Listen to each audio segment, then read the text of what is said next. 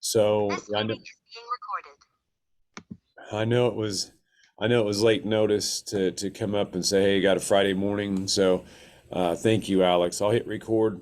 And if y'all need to go back and reference this at any time, you're welcome to. What we'll do is we'll kind of go over the expectations. We'll go over any questions that you have. Hey, Sandra, how are you? Good. Good, good. I think we would have had 18 in a class had Dr. Kirby and the university not agreed to split this thing. So this is going to be way more conducive to your learning, to actually getting somewhere. Most of you, this is your first practicum. We'll have a couple of folks, Chambry and Mariah, who were in practicum one last semester. Hi, Chambry, how are you? Or hi, Mariah, how are you? I'm good. How are you guys? Good, good. Hi, Chambry, how are you? I'm doing good. Good, good. Chambry, are you on campus? I see the neon light or the fluorescent lights in the tile ceiling. No, actually, we just moved buildings because our program's growing so much. So we had to move to another building, and we just moved yesterday. Oh wow, where did you move to? North Grand, where we were located before a couple years Oh, ago. I know where that is. It's kind of by the underpass in the recycling place. Yes, it is. Northwest Center is right there. Okay, Thank you. okay, that makes sense.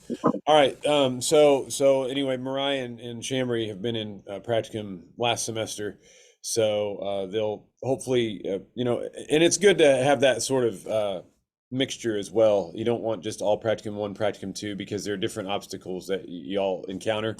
One thing that will come in handy, Mariah and Chambry both took comps this fall. The rest of you, or excuse me, this spring, and the rest of you will take comps this fall. And so it'll be nice to get their perspectives on that process and what they did to succeed. So that'll be nice to get their perspectives on that. We won't do that today, but that'll be part of our agenda as we go out throughout the semester. One of the things that will be different from Mariah and Chambry is this is going to be fast paced, gang. I mean, we only have 8 weeks. Normally, this is a 16-week course, and you have more time.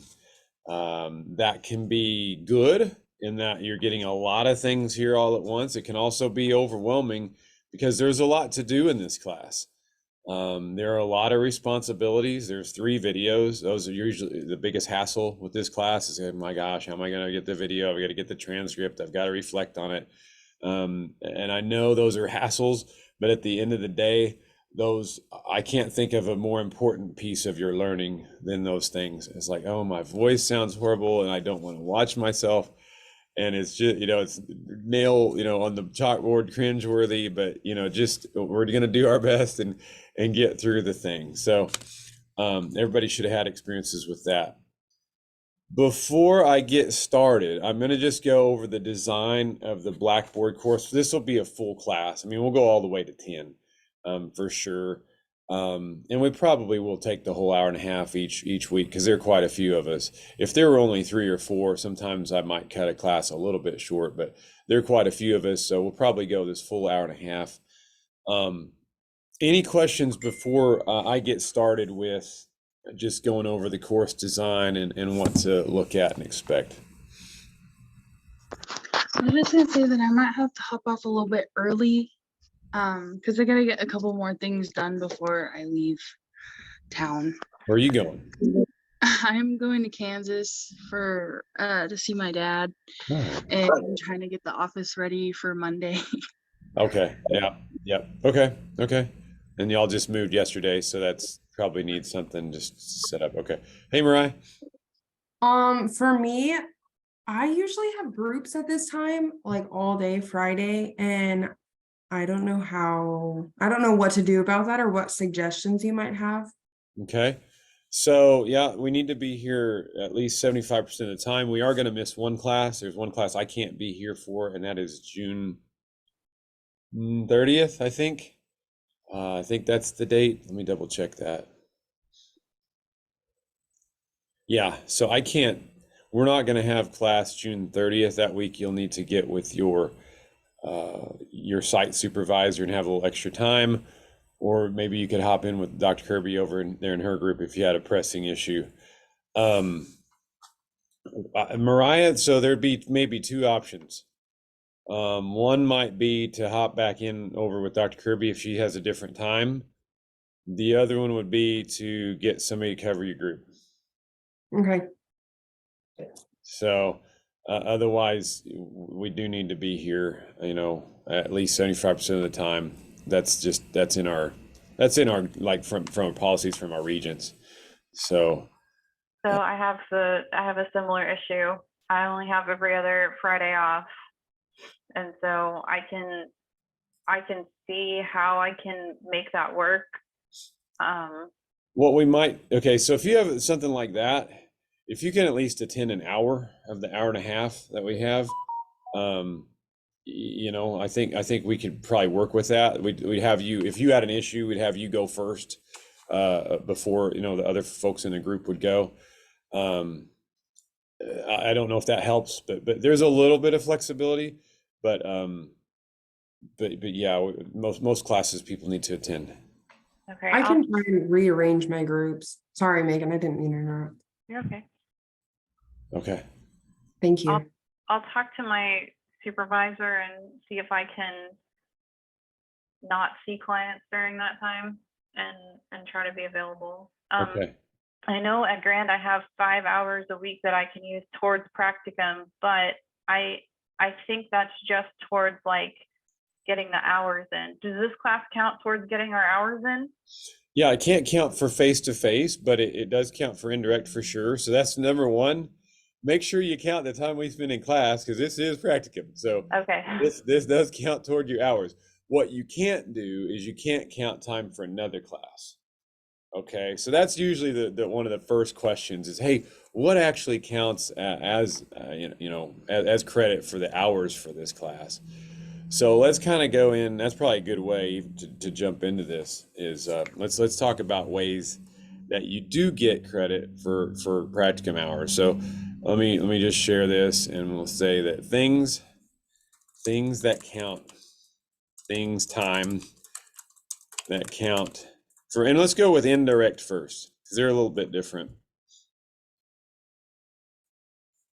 Indirect hours. So things that would count this class. so coming to this class every week, you're going to get 90 minutes. Okay, so there you go, right off the top of the as we get started here, you get 90 minutes times 8, whatever that comes out to. So there are a lot of things. So indirect, this is going to be the more exhaustive list. Studying for comps. A lot of times when you're in semester, like I don't expect you to spend a lot of time trying to get comps studied for this summer because it's going to be busy. But when you get to the fall, and I think Mariah and Chambry could tell you, yeah, I got a lot of hours just because I was studying for comps. Okay, the doors are locked. Here, gang, let me hit pause just a second. I've got an issue I've got to take care of. I'll be right back.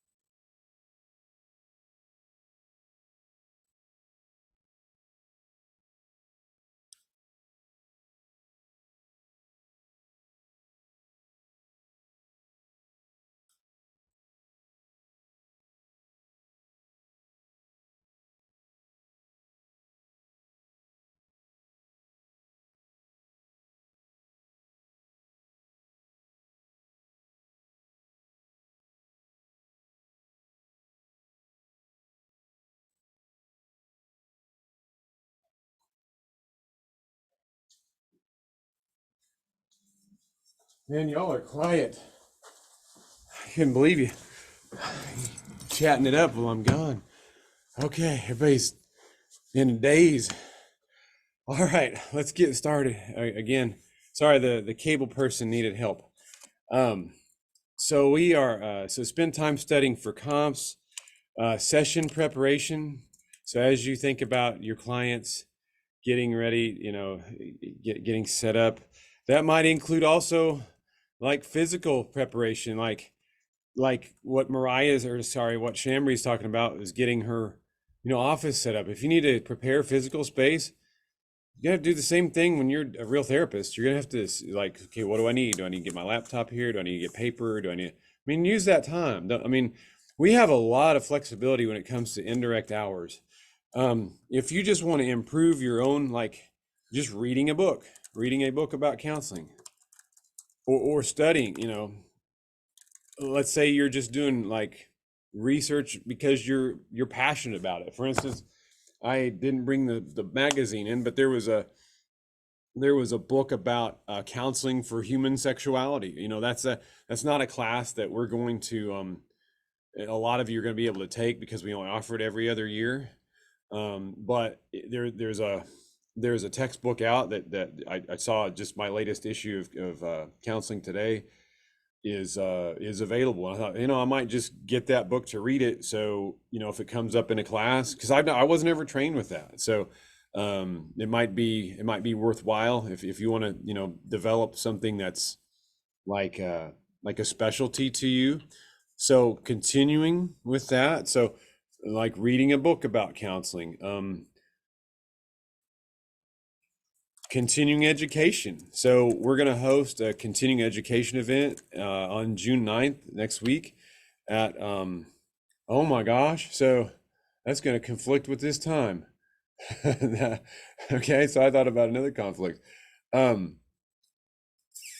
Okay. Well, we might modify our next week's time because I can't undo that. But continuing education event. So if your place, if your practicum site hosts a continuing education event, you get a chance to get motivational interview trained, TFCBT, whatever, you know, if somebody hosts like an individual, like continuing education event, count those hours. Those definitely count. So if you came to ours, we have 3 hours of ethics in the morning, 3 hours of supervision in the afternoon. It is free for students. Let's see here. Other things, you know, meeting with your site supervisor. So each week you're going to be required to meet an hour with your site supervisor. That's going to count. Sarah, you have your hand up. What else? Was that just an automatic thing? No, I do have a question. Yeah.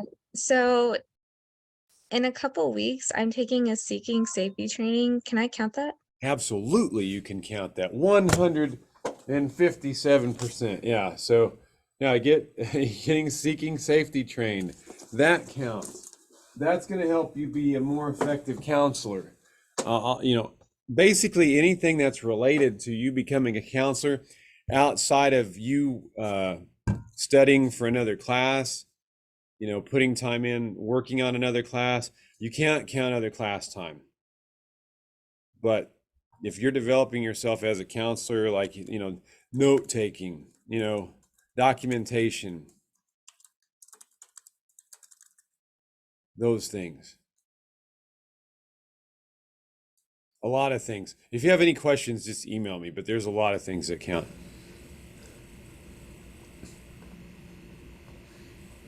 Direct hours.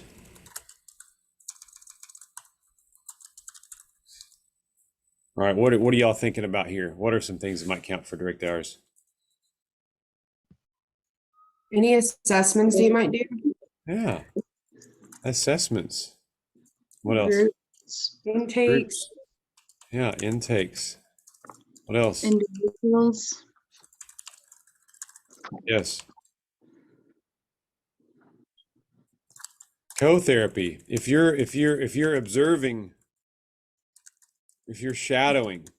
In our first practicum, we were only allowed to count like I think the first 3 weeks or so, but that was a 16-week course. So I didn't know if we were still Okay. able to count that. So it sounds like Dr. Kirby and I need to get that. So you have different practicum settings and different practicum limitations in different settings. So for instance, if you were at Meadow Lake Hospital, they have, they're governed by JACO, Joint Commission on Health. And so there's only so much that practicum students can do there. You're not going to have your own clients.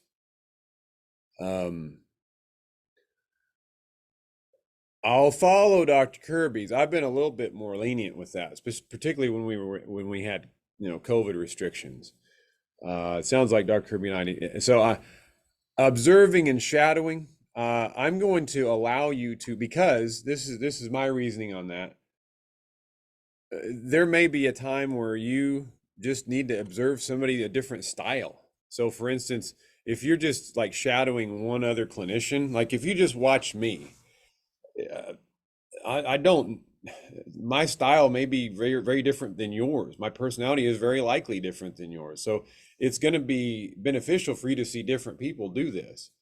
So I'm going to be probably a little bit more liberal with that in this class for you to observe and shadow. Now, I do want you to get your own experience. Don't get me wrong. When you get to Practicum 2, it's my understanding in Practicum 2, you need to have your own clients for sure, and be running your own.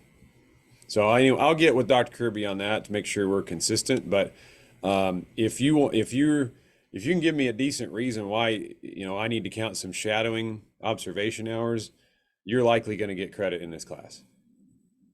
So I have, just based on what you're saying and based on the meeting I had yesterday, I have lots of concerns that I think I need to unpack with you. Okay. And I don't want to take up this class time No, for it. now is the time. Now, okay. Now is the time. So Northwestern and Grand have differing opinions as to what is acceptable for practicum and what is not. Some of the discrepancies I'm noticing so far, one is they say I absolutely will not have my own caseload as a student, period. So when it comes to Practicum 2, that's going to be an issue. There's also differing opinions as to what counts towards direct hours, like and you and I have previously touched on this too, some of the rehab stuff that I do, they consider, like if I'm using motivational interviewing or whatever in rehab, they would count that, but Northwestern doesn't. So I feel like I'm kind of stuck between two opposing sides, and I'm trying to make sure that I satisfy the requirements of both parties. Okay. Well, it sounds like I need to have a sit down again with Grand. So what Grand has done in the past, is my understanding with our students, is to allow time for our students to meet with clients outside of. So for instance, this is my issue that I've had with this. When I was clinical director at Youth and Family Services, we went through a couple of situations where people were committing fraud. And so what fraud is, it's billing for something that either didn't occur or is different than what is occurring. So if you are doing therapy, there's two different billing codes. There's a therapy code, and then there's a code for rehab. Those are two, according to insurance, those are two separate functions. And so if you're doing therapy, you have a license, or you're supervised, or you're in practicum. Now you can't bill for therapy. And that's the issue with an agency. An agency's ethics may be financially different and financially directed, which is inappropriate, because there's not room. If we go read the ACA Code of Ethics or Oklahoma rules, there's not room for, okay, well, because of the finances, we need to do it this way. That's not how it works. So I understand that employees often have quotas that they have to, okay, I have to meet this many hours to be able to get my paycheck, right? So the way that this needs to work, it needs to be completely separate. If you're billing for rehab, you're not doing counseling. Right, I understand. That was just an example. I do have some alternate options that I could go with, but it's you making the comment that we have to have our own caseload and we have to be managing things. I said ideally. So I said, so ideally, Okay. ideally you have your own caseload. Now, like for instance, as I was going, Meadow Lake Hospital, you're not going to have your own caseload, but you can do practicum at Meadow Lake Hospital. So what typically a person does when they do their practicum at Meadow Lake Hospital is they observe like no other. They may do some co-therapy with a therapist, you know, in the session with them. But because of JACO, because of their standards, they can't have their own clients. It sounds like that'd be something very similar, you know, with Grand. Yes. And that's okay. It's not Okay. it's not a like we can't pass go. It's like we can work through that. Okay. I just like whatever satisfies the requirements of both parties, I'm cool with doing. I just want to make sure that I can get my hours in and satisfy both parties' requirements at the same time. What I hope is still there is because this is what I've thought was happening in the past, which I think was happening. I mean, I guess I could be wrong, but a person satisfies their billing requirements for Grand, whatever they need to, their hourly face to face. And then on top of that, okay, now I have this client. What's tricky with that though is that you still use your rehab clients and then you're not billing for rehab for your counseling. That's what has been my experience in the past with Grand. And so that's difficult because you've already established a relationship where you're teaching, you're helping, you're the advocate, and now you're a counselor. And that's an early discussion in this program is like, okay, strategies. So strategies, you're breaking down that lay helper, tendency, and you're becoming a counselor. So, and I would say Abby's going to be dealing with something very similar to that too, at Bill Johnson, because she can't necessarily. So she's going to have her own clients because we do have a contract. It's a little bit more clear with Bill Johnson because we have a very clear and longstanding contract. But Abby has her role as rehab and teaching and groups, rehab groups, but she's also going to have her own clients, which I'll be honest, it's going to be hard to have an in-depth relationship because they kind of already see Abby more as a authority teaching. So that's just kind of the nature of what we're dealing with. There very rarely is a perfect situation, and so we try to roll with it. And unless you're just independently wealthy and I'm just gonna freelance and volunteer my time just to go out and do all these things for free. Okay, that's great, but that's not life for the majority of us. So, so I think the same thing might be said for Mariah and Chambry. I mean, I don't. Is that accurate, or tell me a little bit about your experiences? Yeah, that was a little difficult for me stepping into practicum because I was so used to being a rehab specialist and teaching all of the groups. And then I took on, I don't do any psychotherapy groups yet, but I do the like individual sessions with clients, and I have several of those. And so that was different because I was used to them being in my groups, and building that relationship aside from that was a little different. So it's difficult. It's on two fronts. It's not only are your neurons used to communicating with that person that way, but their neurons are used to you being in a certain way too. So it's difficult to shift out of that, and that's just something you'll struggle and hopefully move into. And that'd be something we can talk about each week. Is how do you make that shift? I have gotten a little lucky though with new clients being plugged into the program. And so I got to start brand new with some of those people rather than me having already known some of my other clients from groups. So that kind of worked itself out. Yeah, you get to start on a different foot. Mm-hmm. They're good. I mean, so this is all. I mean, Megan, yeah, absolutely. Bring this up now because let's get it started on the right foot before we go down the road and we're doing something that's not where we need to be. Okay. All right. Thanks. I appreciate it. Yeah. Okay, so direct hours are more limited, observing, shadowing, really anything with the client. I mean, if the client is present, I would even include, so like treatment planning.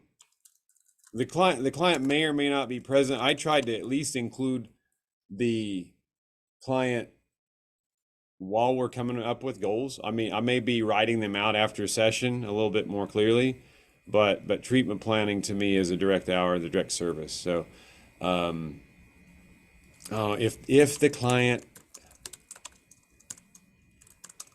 is present, if any clients are present. So what did you all do? I've one other question here before we move on from that. Mariah and Shamri, what do you all do when court is in session for drug court or family court? Are those direct or indirect? It's Count? indirect. Indirect.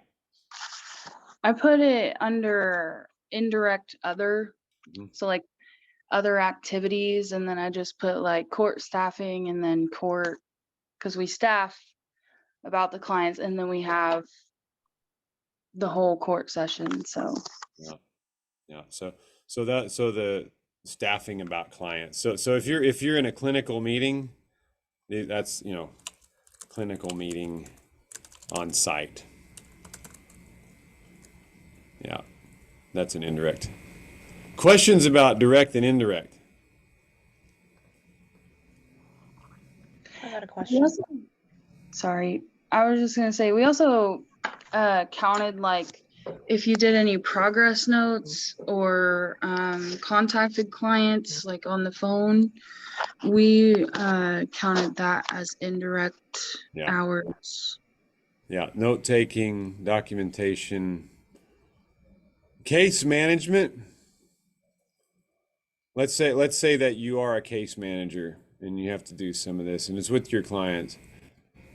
I would consider case management an indirect service because it's not therapy directly, but it definitely relates to, hey, you know what? If Maslow's hierarchy is met, now we can work on therapy and these direct hours over here. That makes me so happy to hear. I just want you to know. Well, I mean, Same. it relates. I mean, it's just not counseling. So hopefully that will help. We do need to carve out those times. So this summer is going to be difficult, and let's go over this bridge now too. What if I don't get all my hours? So there have been more incompletes in my experience in summer than in spring or fall. And because it's such a short amount of time, you have to get 50 and 100. So 50 face-to-face direct and 100 indirect. Usually people can get the indirect. The face-to-face are harder. And so if it comes down to it and you're practicum 1 and it's like, crap, Taylor, I got 35 done. It's end of July. I mean, what am I gonna flunk? No. I mean, as long as you're making progress, what generally happens is for practicum 1, you have to meet the minimum levels. You have to meet 100 indirect, 50 direct for 150 total. If you don't get there, you get an incomplete. And so you have to get those hours completed before you can start counting hours towards practicum 2. Is that making sense? So there have been times, particularly in COVID, where I had over half the class didn't get their 50 hours. So we had to roll that over into the next semester. And so before they started accruing hours for that practicum, they had to finish up this practicum. Okay. And so I think we had one scenario where just one person had a lot of difficulties. If you get an incomplete, you get 1 year from the time of the incomplete. So let's say this summer and don't do this, but this would be the maximum amount of time. July 31st, I'm at 25 direct and 50 indirect, so I'm halfway there. you would in essence get a whole year until July 31st, 2024 to get that incomplete remedied. Don't take that long because then you're just gonna prolong your education, may not get done. So that would be the worst case scenario. And that's any incomplete at Northwestern. If you get an incomplete, that by the end of that semester, you have a calendar year to get that thing remedied. Okay. I have a question, Mr. Yeah. Would self-care be considered as indirect? Would If you're what? doing like a self-care activity? Oh, that's hear an me? excellent question. As it relates to counseling. So let's say that I have had a horrible day and my clients have stressed me the you know what out. I can't, and so yeah, a 20-minute, 30-minute yoga where you're clearing your mind, reflecting on so like the exercises that you have to do for this class. Please count all of your videos as direct. Please, those are direct hours. So let me add this under here too. So wait a minute. Maybe this needs to go over here. So I guess an indirect would be your transcripts, self-reflections, assignments in here. Yes. The direct hours would be things like actual recorded sessions. So there's at least 3 hours right there, if you go that long, so 45 minutes. Those definitely count toward direct hours. So don't shortchange yourself there either. But yeah, if you need to like decompress, go talk to somebody about so staffing a case, staffing a client with your supervisor or colleague, So, obviously we're going to keep confidentiality. If the colleague's not connected, you're going to make sure you make sure that's an anonymous discussion. Yeah, Megan, go ahead. So at Grand, we currently, in my position, do safety planning, and we do what's called ICPR, which is just a review of the treatment plan with the client. And we do like the SNAP section and the presenting problem and the presenting disposition. Is that when we do those tasks, can those count as direct hours? Yeah. Okay. Yeah, those are therapy. Those are therapy things. Okay. Yeah, Alex. I'm sorry. I So for documentation, do we just use this sheet that's in the can't. Okay. I think that's a good jump. I'm getting ready to go into the nuts and bolts. I think Okay. that's a good jumping off point. Let's go ahead and get into like here's the concrete part of the class. Let's go ahead and go there. Okay. So let's find our class.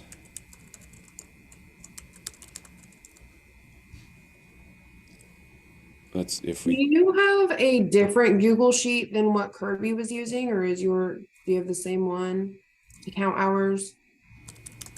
So Or app- if Kirby's using a Google Sheet, she needs to share it with me. Okay, well, Tell I her- could probably share it with you. Tell her to email it to me because I Okay. don't have it. I basically have the PDF. And if she has something digital, that's good. Yeah, it has like the whole week, all of the weeks, and it adds it up at the end of the week. It has like an accumulative. It's pretty neat. All right, that works. So if she doesn't mind sharing that, I don't mind sharing it with y'all. Actually, if you could email me yours, it might be good. Or somehow, however the Google Sheet works. I know you'd have to share it. You'd have to create an Excel. So either way. Okay, so here's our practicum, and y'all found the Zoom link, which is awesome. First thing is the handbook. Let's do that second. Let's jump into the syllabus. Make sure we go over our syllabus.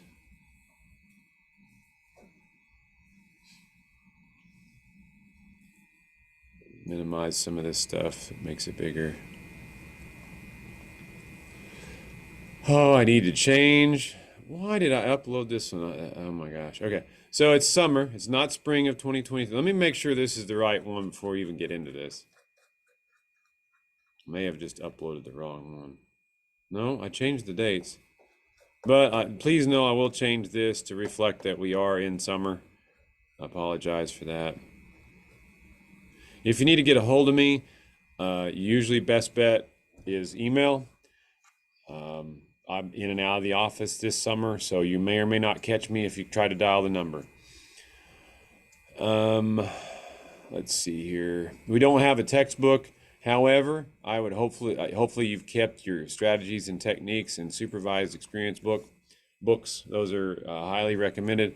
They'll be useful for comps too. You had to take all the prerequisites to get here, and I know you all have. If you're LADC, let me stop there while that came up.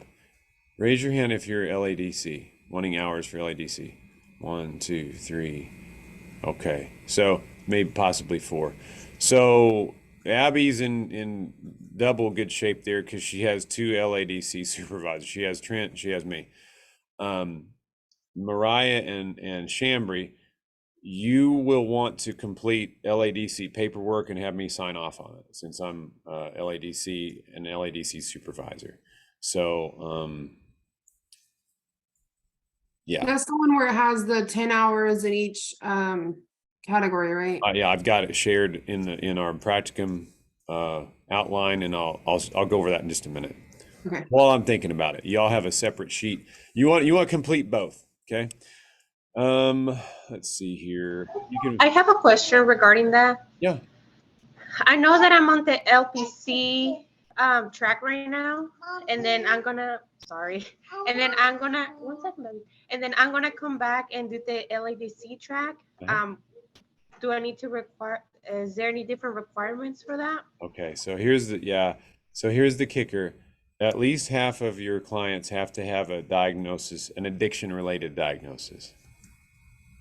So if you're just working like with kids, you really can't count the hours yet either for LADC. So that's one of the kickers. So I know Abby, Mariah, and Chambry, at least half of their clients have an addiction-related diagnosis. Okay, that's an excellent question. So here's just, you're welcome to read through these objectives. I'm not going to go through them ad nauseum. This is a long syllabus, so I'm going to try to hit the highlights. Please read through all of this though, because all of this applies. We try our best to align with KCREP. If you're truly doing a KCREP program, you would have a 700-hour internship experience rather than 300 hours of practicum. And so that may be an issue for those of you that may be moving to different states and you want to count more hours. Please know that you're more than welcome. I would encourage you to count as many hours as you can in your practicum. Get my signature, your site supervisor's signature on as many hours as you can, because that's only going to be to your benefit. And to point in case, I was working at Youth and Family. They hadn't changed the rules yet for LADC. So this is 2004, 2003. My practicum, I had 1,000 practicum hours because I was working as a drug and alcohol counselor. They didn't require at that time a master's to do drug and alcohol counseling. So I counted a lot of hours. And then so when I went to Colorado to get my PhD, they were like, hey, your class says it only has 300 hours. I said, oh no, I have way more hours than that. So I was able to reproduce or find my documentation, show them. So I basically it was an equivalency type of thing. So it is to your advantage if you count all your hours. KCREP core standards, course requirements. I probably need to go over this. Read through the handbook and syllabus. That's important. It's important to go over all of that. If you haven't already met with me about your practicum placement, contact me now. Email me, say I need a meeting. Let's see here. There's a FERPA consent form. What this is, it's located right here. Hopefully all of you are working on your liability insurance. We'll get that in just a moment. Each one of you will need to, here's the form right here. So you click on our left menu. Each one of you will need to complete this for your site, and specifically your site supervisor. What this allows is it allows a free two-way communication between Northwestern and your site, because it's necessary for us to discuss your development back and forth. So each one of you need to complete this FERPA release. And again, it's what, and you'll want to click this box. So this is Northwestern's FERPA release. Any and all information related to this student's functioning as a Northwestern Counseling Practicum student. So it's specific to this class. I'm not going to discuss billing financial aid registry with your site supervisor. And then so you'll put their name, the address of their agency, and then a phone number. And then you'll need to sign it. Y'all are over 18, so you don't need to get your guardian. But what you'll do then is you'll go back to this same place and upload your FERPA consent there. Before you can accrue hours, you'll need to get that accomplished. So you get a little bit of credit for it, but it is necessary. All right, back to the syllabus.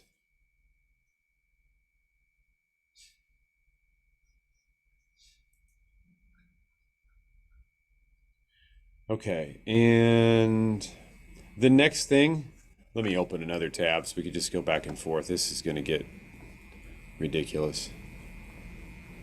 So the next thing will be your liability insurance, and hopefully you all have started that process. It isn't hard. I think has anybody got it from HIPSO yet? Has anybody actually contact? You have, Mariah, how much, and you have Megan, how much was it now? How much did they charge? I want to say it was like 40, maybe. Around 40. Seems like it was I don't know that I 42. paid for anything. Okay, did you join ACA, Megan? Yes. Okay, so it's That's free. why. If you're an ACA member as a student, it's free. It costs about $100 to become an ACA member, but you get a lot of, I don't mind the benefits. I've saved more than that with all my hotel travel, being an ACA member. And you get, you just get access to different resources. So the liability insurance tab is right here. You click on and so all you'll do is you'll upload your insurance right here. The big thing is it has to have the policy number, the effective dates, the amount of coverage, obviously your name. It's just basically you giving me proof of coverage. There are two forms that they usually send, and students have gotten confused. Just know it has to include the policy number, the effective dates, the amount of coverage, and your name to get credit for that assignment. That's worth 25 points. This is basically you get credit or you don't for these things. Okay. Students will complete log sheets and clock hours. Whew. Okay. So there's a lot. So utilization of Excel file log can be made by the student. This would be the same thing as what you were talking about with the Google Sheets. You can actually, have a log of your hours using Excel or Google Sheets. Where that's at is it's actually in your handbook. Alex pointed to it earlier. So I'm going to access the handbook right now.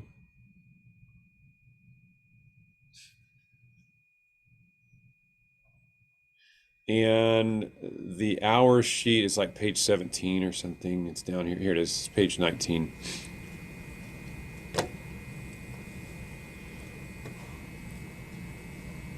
So what I'm assuming is Dr. Kirby has reproduced something like this in Google Sheets or on Excel. Is that right, Mariah? Yes, I just sent it to you if Okay, you want thanks. to see if it'll work. Okay, thank you. Oh, I'm sure it will work. It's an Excel sheet, but I can open it in Google, and that's how I've been using it. okay, fair enough. I'll share what it looks like, and I'll share this with all of you. It's just, and this is honestly when I shared my hours with Colorado when I was, going for PhD proving KCREP. I actually had mine saved in an Excel sheet from a long time ago. And then I had to go back and find my supervisor because I couldn't find my old practicum paper log, but I found my supervisor and they signed off on, yeah, that he did these hours. So, here is a copy of, so this is what the Excel sheet will look like. And so it's a little bit different in format, but you can see, Mariah, it was for 1/6. So you want to change the dates, obviously, to match what we're doing here. It'd be June 1st. And then intake, individual, group, family. When you enter those in, it automatically adds them up on that yellow piece for you. But And it continues to add them every week. So in the yellow where it says totals, it'll have total indirect hours. So that way you can make sure that it adds up on what you've been keeping track of. It's pretty helpful. And then me and Chambry kept a separate sheet in Google to actually like define what we were really doing, who we were working with, their initials or whatever. and added the hour. I added up the hours on that sheet just to make sure that they were staying the same. Okay, so that's pretty cool. And it's got the big thing for this sheet. So whether you do it this way, or you use the one, so you can do it either or. I accept either one of them. Or you can use the one that's actually in the handbook. This is, I can't stress this enough. So what you'll do, and what the digital sheet will do, it will add up direct hours, has to be 50 or greater. Indirect hours has to be equal to or greater than 100. Total hours, all three of those have to be filled in. You'll sign, your site supervisor will sign, and date. And you'll send this to me at the very end of the course. You'll upload it and I'll sign off on it. This becomes a part of your permanent record here at Northwestern, to where if you needed, like, in 5 years to verify your practicum, okay, I've got your signature, your site supervisor. That way you're not like me trying to hunt down your supervisor to verify your hours. Was that 12 years afterwards? So 13 years afterwards, and your supervisor luckily is still alive, or didn't move. So it's very, very important to keep this sheet. This needs to be extremely formal. You will not pass this class if these are inaccurate. This absolutely 100% down to the hour down to the quarter hour have to be accurate. The reason being is because when you'll submit something very similar to the licensure boards when you're pursuing your license after you've done your supervision, your 3,000 hours or 2,000 hours if you're LADC. If you make mistakes, the board can say, all those hours are null and void. And I've seen it happen. You're like, I was just it's a clerical error. There is no room for clerical errors here. This is you signing off on this happened. Every semester, every single semester period that I've taught this, there's been at least one student fudge this up. And I'm like, and you won't get full credit for the assignment because it's absolutely necessary to be 100% accurate on this. There are very few things where I'm just like in a box rigid. I'm in a box rigid on this. You damn well better be 100% accurate on what you submit, because it can mess with your license if you do the same thing on the next step. Yes, Megan. So if we do a task that's like, I don't know, 13 minutes, do we round up or Yep. we have to get 15 minutes? Excellent question. So you use the 7-8 minute. If it's 7.5 minutes or over, it's 15. If it's under 7.5 minutes, it didn't happen. So let's say my session went 23 minutes. Where do you round to? To 30. Yep. Yep. My session went 22 minutes. Where do you round to?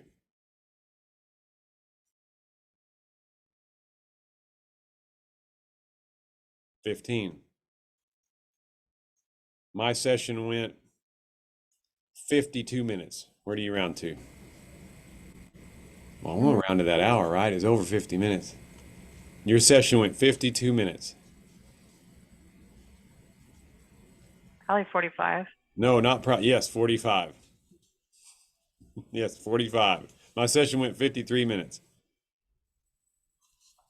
An hour. You're like, God, geez, Taylor, this is ridiculous to come down to this level of detail. What it prevents is what happened to a former professor here and his family. And so were very loose with their hours. What it eventually became was it was a home-based services. So, and this evolved over a number of years.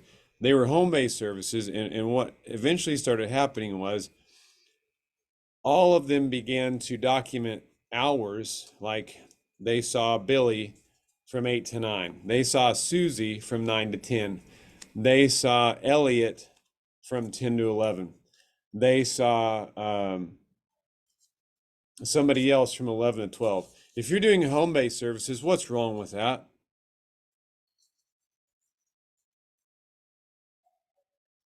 There's no time for in between, like clients showing up or clients leaving. Clients leaving. What'd you meet Billy at Susie's house? Because you just started the session right after. Because it's going to take a dissonance, like even Enid, like if you hit the train over here, like that. So there were years of sessions where they would do home-based services just like that. Upon deeper evaluation outside of me, all I did was audit the books. Upon deeper evaluation by other investigators, what was happening is they weren't actually seeing these people at all. I mean, they would see him like once a week, like once every other week. So they'd see Billy week 1, they'd bill for Billy week 2, then they'd see Billy week 3. They wouldn't see Susie week 1, but they would see Susie week 2, but they wouldn't see Susie week 3. This came out to what the damage was officially was over $250,000 worth of fraud, but I would say it was more. And so that was the hardest thing I've ever dealt with in my life professionally. Because it was a former supervisor of mine, because it was an awful situation. But the way that started was people fudging their hours, people fudging their minutes, and it evolved into something that was ridiculous and a federal crime. So yeah, it needs to be to the minute, 7 minutes, 8 minutes up, 7 minutes down. That's an awful thing to go through on all sides. Nobody wins. Nobody wins in something like that. Let's say that you go and it's so, for instance, Taylor, I'm going to continue my practicum site before we start school in the fall. Like I'm going to get done in July 31st, but we're not starting our practicum until August 16th for the fall. Here's for some interim hours, so you can keep track of those. Please know that the ownership of the client at that time is really between you and your site supervisor, unless there's an issue with the site itself. In that case, like say you see something unethical or there's something your site supervisor can't help you with, then you need to contact me or Dr. Kirby to try to work that out. Otherwise, you're on your own with your site supervisor. We'll go back. It's the same thing. It's just interim hours. So you have one sheet total that will be for the formal semester, which runs through July 31st. If you get in between hours, there's another sheet. Those in between hours, we can still count those as practicum, like, can we still count them for our LADC? Yep. Because our site supervisor is not an LADC? Oh, so I don't mind signing off on that. Okay, I don't okay, mind. that confused me a little bit. Thank No, you. I don't mind signing off on that, because I know if I know your agency, know who you're working with, and can verify that what you're doing is real, I don't mind signing off on that. Okay, thank you. Oh. Okay, let's go back to the syllabus. That's where we got into all this. You have to do the 3 videos. You can do a 4th if you really bomb one. Let's say you get a 50% on one. You can do a 4th. Most students do 3. It's what you've already done in supervised in a little bit more depth and with a little bit more time. We'll go over that in more detail below. I don't want you to use other students. I would like for you to use different people. Okay, that's the biggest thing here. If you can't find other people like real clients at your agency, get with me. Let's talk about somebody that's going to be, you don't know them. How can you start to build rapport with somebody that you don't know? Because that's not something that I've been able to see with you. That's not something that you've been able to really appraise for yourselves either. How do I operate with somebody that I really kind of don't know? Students will meet with their site supervisor, and so you have to do the site supervision documentation. We'll talk about that in a minute. Please be open to constructive feedback. I mean, if you so constructive criticism, being able to accept constructive criticism is really important. I don't do this to run people down. I do this to help you become a good counselor. I want your clients to get well, because at the end of the day, that's what we're here for. Students, so you'll have a midterm and a final evaluation. Those are located right here. Here's the midterm evaluation. There's a form. It looks like this. This is just to make sure you're not getting lost. It's really quick. It's only like 2 pages. There are only a few little places where your supervisor, so you'll give this to your supervisor on, the week of June 23rd.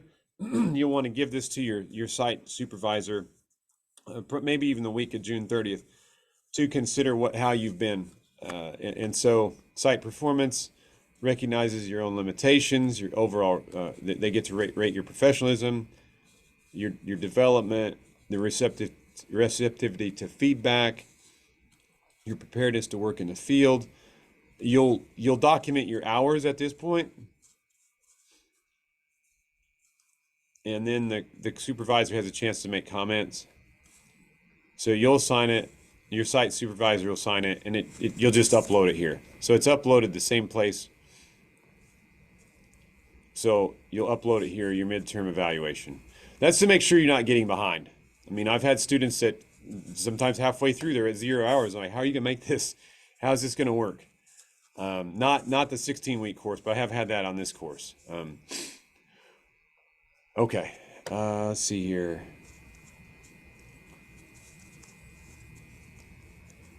Students are required to maintain your insurance. I've already talked about that. You know the ACA ethical codes. You really work on your professionalism. Don't show up in sweats. Don't show up, if it's the expectation, the culture of the agency, make sure you match your apparel and the way that you're managing yourself. At this point, your emails shouldn't look like Twitter, communication or text messages. Your emails should be professional. And I have had a student that didn't make it because they completely were unprofessional on the site, and it just grossly unprofessional. Being late consistently, not falling asleep in session. I mean, there were a whole host of issues that were not appropriate. Submit and keep all logs. So your logs are also in your handbook. So there are a lot of logs to keep track of. This is what Mariah and Shamri were talking about. they're keeping another digital. So if you can reproduce these digitally, I'm okay with that. I just need to be able to see what they are. So here was page 19, the in-between semester hours. Here's a monthly log sheet. And this is where I think Shamri said she talks about what she was doing in more detail. So what you can do is you can just use these and then at the end go and fill in the bigger sheet.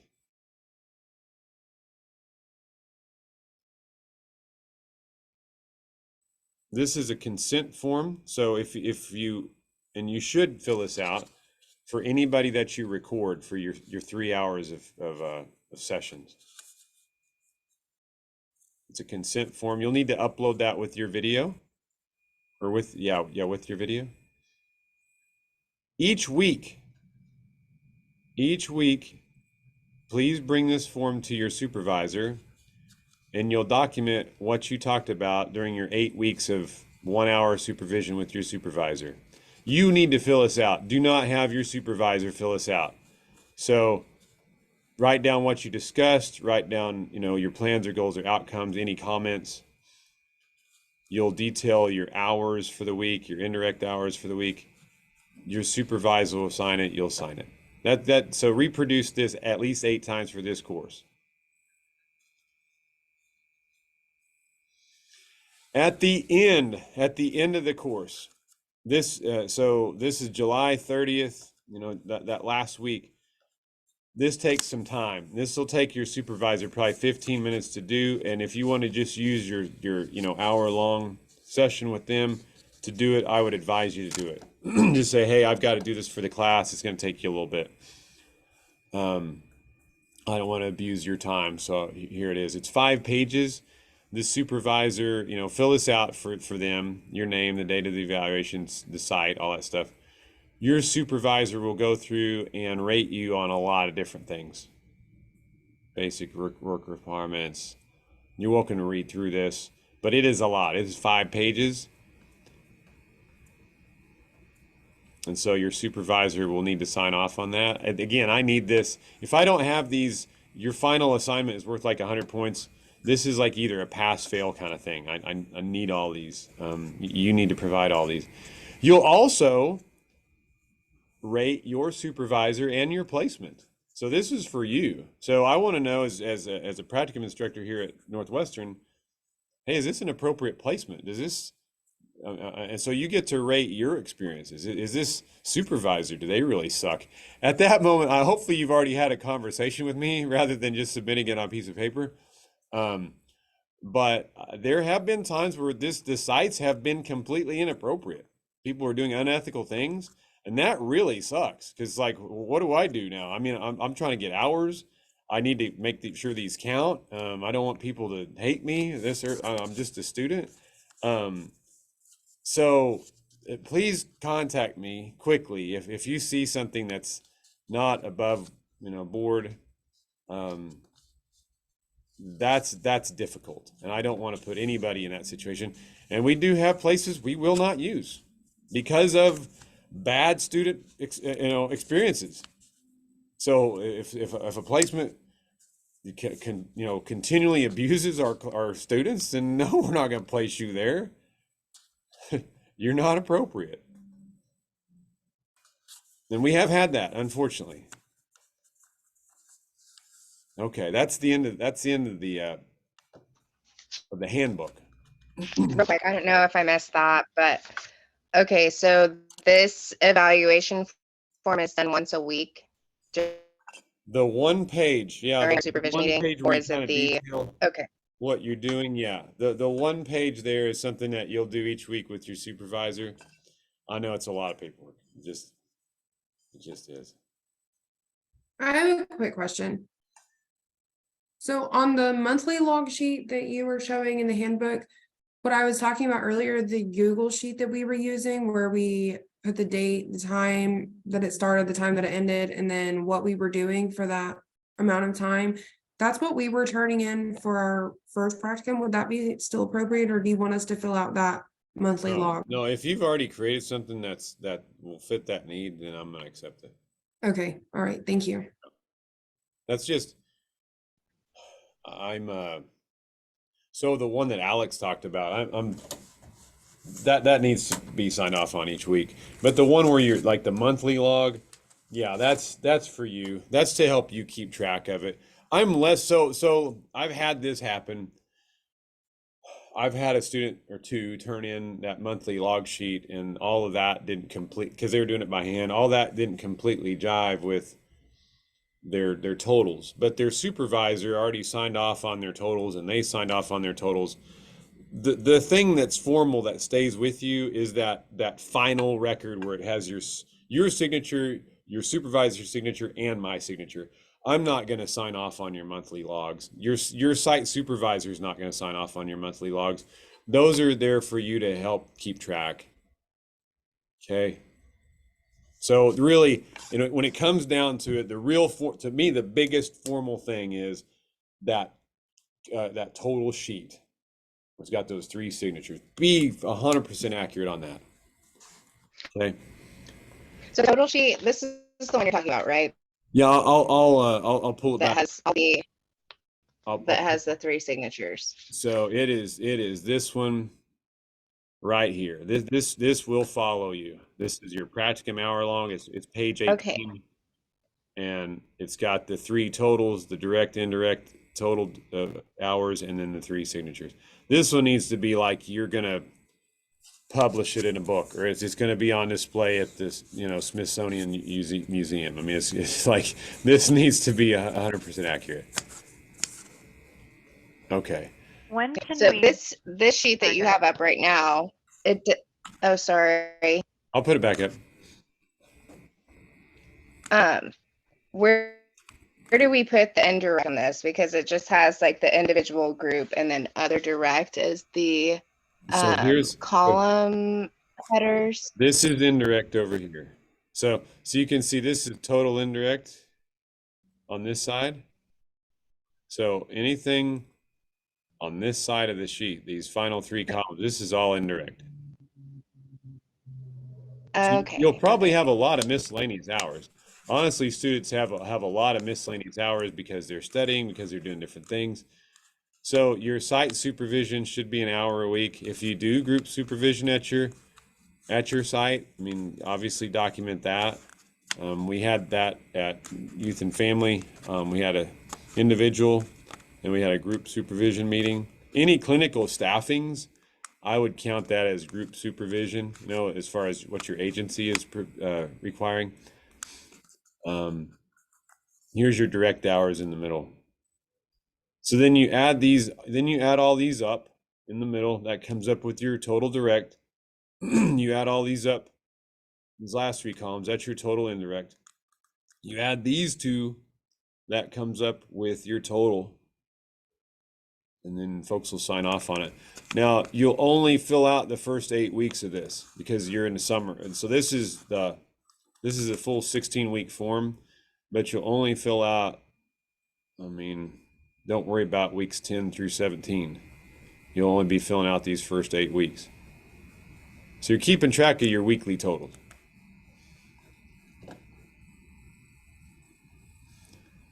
Okay. Let's see. Let's go to make sure we get through the syllabus. All right, so here's how you'll be graded. The FERPA form is worth 5 points. You'll have to acknowledge you understand and read fully the syllabus and handbook. Your liability insurance assignment's worth 25 points. Your practicum site agreement, site description, site supervisor, practicum contract, that's worth 50 points. This is the thing that you really will work on this week. Okay, so this starts on number 1. So you can't start direct hours until you have a practicum contract signed. And so this will be between you and the agency and us with Northwestern. You'll have to upload this hopefully this week, or excuse me. When I say this week, I'm really thinking about until Friday next week. Okay, so this first full week. please look through this. This is your official contract. If you don't have an official contract, we don't have a way to get you hours. And so read through this. This talks about the requirements and what's expected. And so there will be several people sign. So I will sign the document. Your agency. So the agency, the administrator where you're getting your practicum hours has to sign this here. And then you sign it at the bottom. So again, there are 3 signatures on the contract. There are also going to be 3 signatures on the hours. You may not have your site supervisor sign this. This may need to be the administrator, like the CEO or something of wherever you're at. So for instance, I don't know about youth and family. Youth and family probably could have Josh Gwynn sign this. It might be Tree Perkins, because Tree Perkins is the executive director. Josh Gwynn is the clinical director. So I do need to have somebody that has some authority at that agency to sign this. I'll sign it. You'll sign it. We had Josh sign ours. Okay, that's fine. That's fine. Just it needs to be somebody with a decent amount of authority, either over their clinical programs or over the whole agency. So you met with, what was her name, Megan? Allie, Craig. Yeah, Allie. Allie would be able to sign it for Grand. Okay, so I've already had this signed. Okay.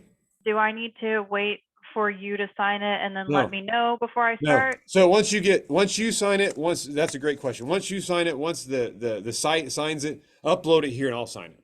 So if you have 2 signatures, upload it over here with your contract with your supervisor agreement.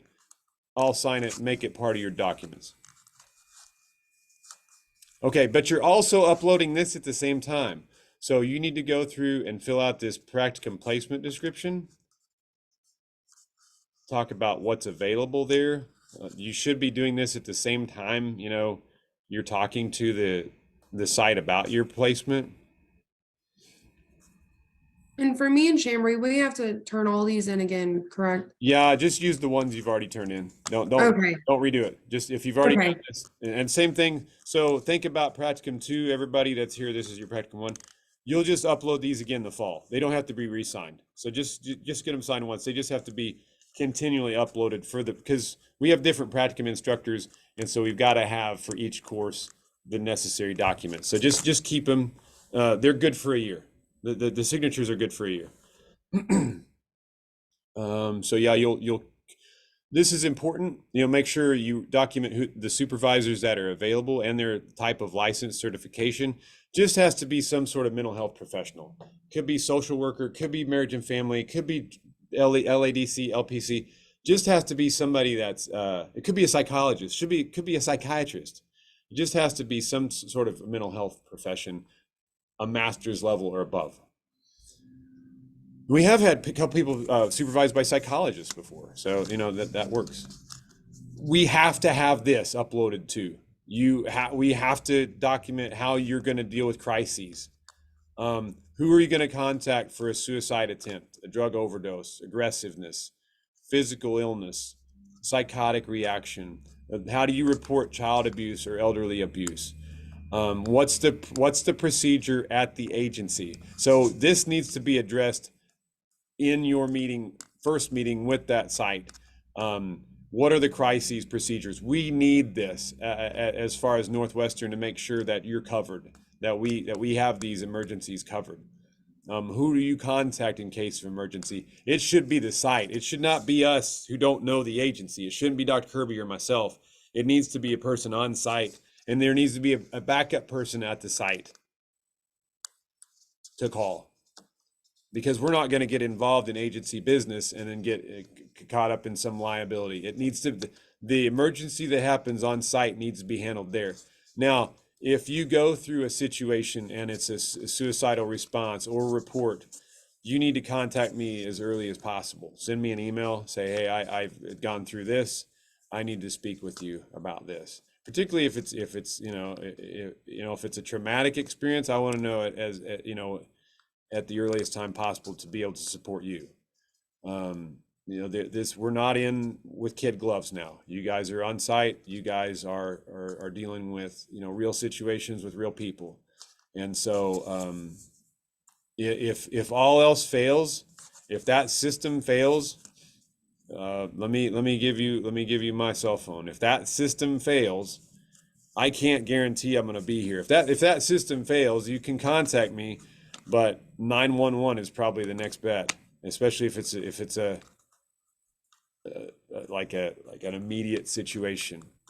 There'll be times this semester, like, you know, the first part of July, I'm not going to be in cell phone service, you know, just that first couple of days. So it's not going to be something that I can really respond to. Okay. Make sure that's very, very important. All right. And then, so this goes over practicum requirements. So what you'll submit to me, this first really big assignment, the contract on page 12 and 13, the placement description, this is 14 and 15, the crisis management plan, that's page 16. All those things will go over here under this practicum supervisee contract. So you click on this, all those forms will be uploaded here. Questions on that? So just to confirm, it's the FERPA release, the liability insurance, and the contract that needs uploaded this week? So this if before next Friday, what I'd like to see everybody be able to do: liability insurance, FERPA form. These will be, you can do these right now without meeting with the site. Then all these, the three documents we just discussed under this, you know, the contract, site agreement, site description, and the emergency plan. So these are your tasks for this week: liability, FERPA, then the three forms that go under here.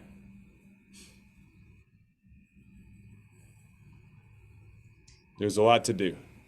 With the LADC practicum information? Yeah. So let me go over that quickly. LADC, that only applies to a few of you. Here's the LADC practicum form. You'll submit this at the final, at your part of your final paperwork. This you'll eventually submit to the LADC board. It's their paperwork. It's different in that you have to fulfill the 12 core functions, and you have to get at least 10 hours in each one of these: client screening, intake, assessment, treatment plan, orientation, counseling, case management, crisis intervention, client education, client follow-up and referral, record keeping, reports. That'll be a lot of hours. Consultation, that'll be a lot of hours. So you get a minimum of 10, although I expect many of these to be well more than 10. If you add all these up, 10 times 12 is 120. So you'll have at least 50 hours here in counseling somehow. You'll have at least your first. And also let me back up. If you're in Practicum 2, get all of your hours for me to sign off on, because I'm the only LADC supervisor, well, besides Trent, but that's teaching a class. So make sure that you get my signature so you get credit with the LADC board. So this is separate. This doesn't apply to most of you. This is the only folks that are trying to get that LADC credit. And I have heard that with our LADC hours and our practicum hours, those count concurrent for our supervision hours. Correct. Okay. So we could be like halfway done by the time we graduate. So yeah. You and Abby's definitely knocking the hours out of the park right now. So she'll probably have hers done when she graduates. That's so LPC is different. LPC, you have to graduate first before you can start accruing hours. Okay. Do you want to see like our progress each week of what hours we've worked, or I mean, do we have to do some kind of check-in with you or turn in? No, that's going to Okay. be really my 2 check-ins are midterm and then at the end. Okay. So otherwise, we're just going to talk about your experiences. We'll use this time as a group as kind of a staffing. At some point, we'll talk about, maybe a recording or two to see where you all are at with those. We'll talk about comps. It's going to go quick. This summer semester, you blink and it's over. Okay, let's make sure we get through the syllabus. So this is another one, golly. Okay, so you have until you have a couple weeks to do this. So if you're in Practicum 1, you have a self-reflection paper due here in the first couple of weeks, just on what have you learned so far in the program? What are your strengths and weaknesses? What do you want to do to grow? In your practicum. This is a different kind of assignment for Practicum 1 versus Practicum 2. Where you'll submit these is under self-reflection papers. Practicum 1 students, you have something to do within the first 2 weeks here. You'll submit it here. It's an in-depth reflection of you. Maybe how you've grown, where you're at right now. Practicum 2 students, you don't have to do this. But you do, Practicum 2 students, you do have to do one at the end where you reflect on your whole practicum and really growth as a student throughout the whole program. So Practicum 1 students, you have something to do within the first 2 weeks. Practicum 2 students, you have something to do in the last 2 weeks of class. Paper needs to be 3 pages minimum. I expect more use of theory from Practicum 2 students. So hopefully you've integrated more theory throughout this process. Here's a rubric for that assignment. Your recorded sessions. Oh my goodness, I still have people that don't. I mean, I think this group's decent, has finally gotten it, but it's a little bit longer. For Practicum 1, you're going at least 25 minutes, but it can be longer. Practicum 2, your videos are 35 to 45 minutes. Again, you're picking out 5 to 7 minutes to transcribe verbatim, and you're also labeling this. Like you're labeling nonverbals. You are specifically labeling what you're doing as a counselor intentionally. You had a car wreck, reflection of content, what happened, open-ended question, needed to encourage deeper disclosure. Document micro skills, document your theory, document things. This helps you, gang. This helps you figure out, okay, and make synapses connect that, okay, yeah, this is what I'm intentionally doing as a counselor.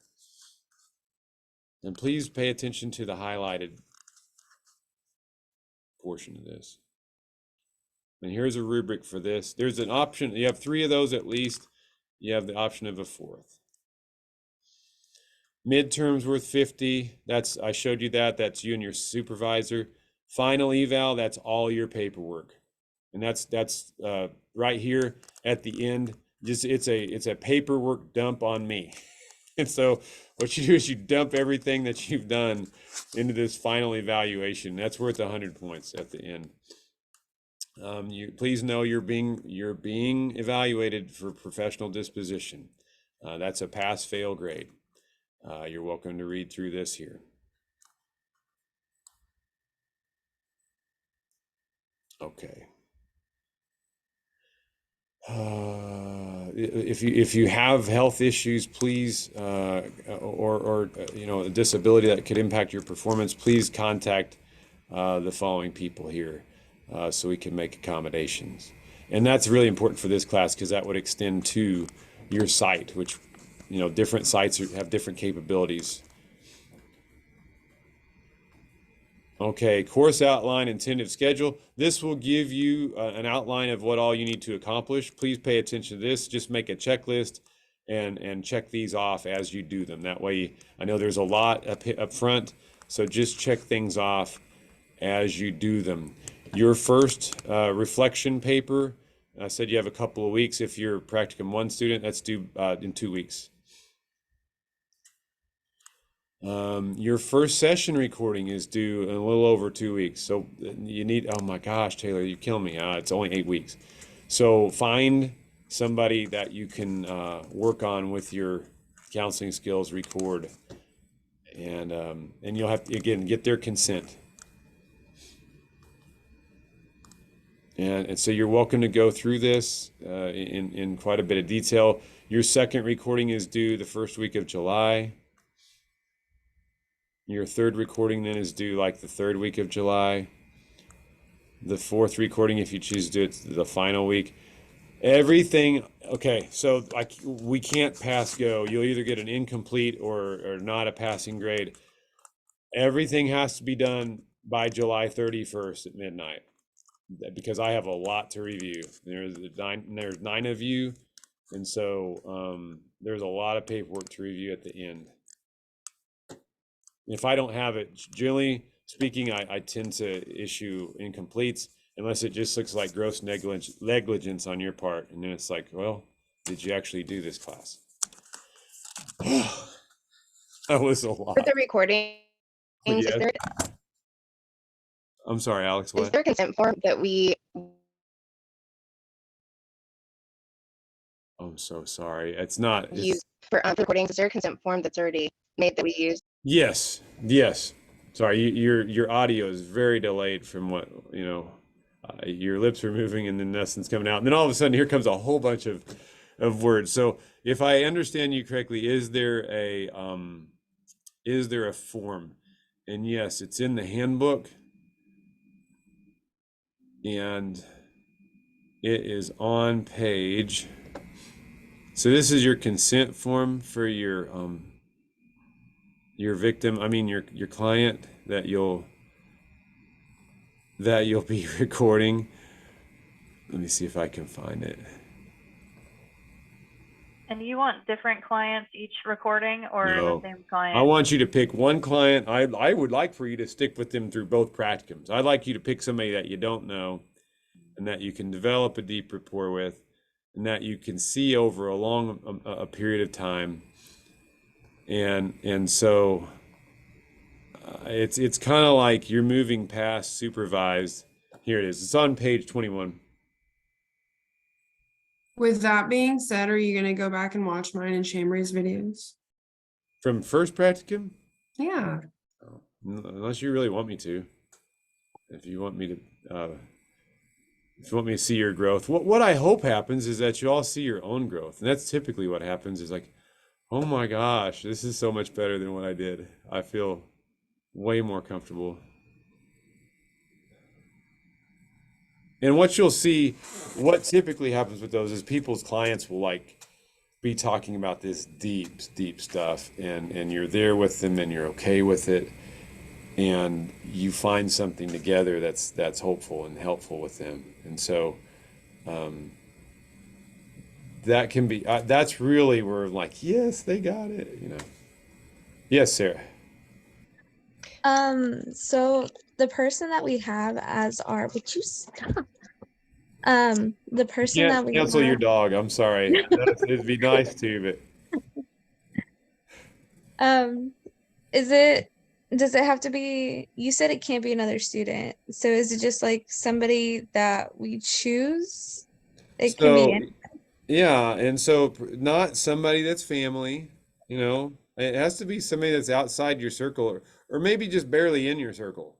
Somebody that you don't have a pre-existing relationship with. Somebody that's like, okay, so like, I don't know, you know, there are 6 degrees. Yeah, it can be a couple degrees removed. It can't be a friend. It can't be a mom. It can't be an aunt. It has to be somebody that you have some objectivity with. Can't be like a roommate.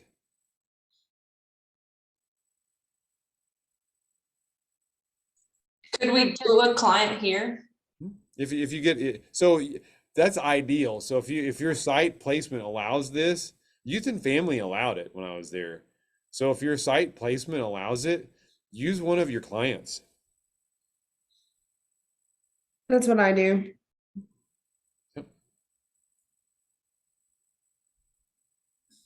Meadow Lake wouldn't allow it, and I don't blame them. I mean, that's fine, but there's some sites that don't. But if you can use people at your site. Okay, gang, we're at 10:04. Any other big burning questions to get rolling? There's a lot, and it just, I wish this were 16 weeks, but it